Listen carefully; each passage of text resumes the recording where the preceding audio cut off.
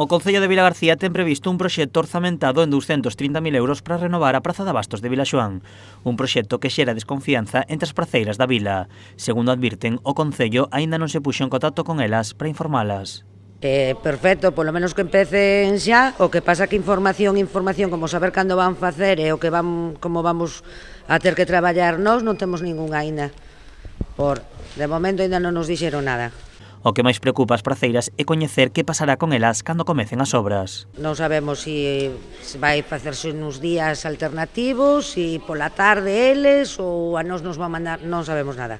As praceiras mantiveron contactos co Concello hai máis dun ano para facer as súas reclamacións, peticións que non todas se ven reflexadas no proxecto. Bueno, todo o que se pideu, cada unha pideu pasío que lle interesa e creo que todo non van facer.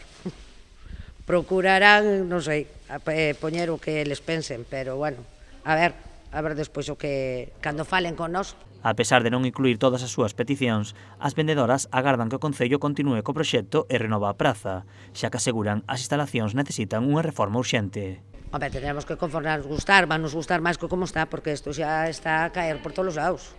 A ver, as portas, todo, a ver, xa necesita unha obra boa. A renovación da praza tamén era unha reclamación de toda a veciñanza de Vilaxoán. Os clientes sinalan a importancia desta reforma. A mí pareceme todo que arreglen, que fajan cousas boas, encántame que o fajan.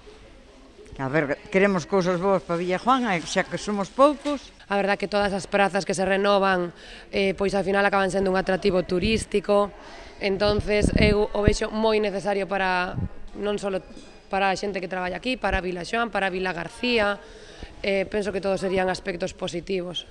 E a verdad que é necesario, quen ven aquí á praza necesita xa unha reforma urxente. O Concello agarda poder licitar o proxecto nas vindeiras datas. O Goberno local está pendente da aprobación da súa financiación por parte da Deputación de Pontevedra a través dos fondos EDUSI e do Plan Concellos para poñelo en marcha.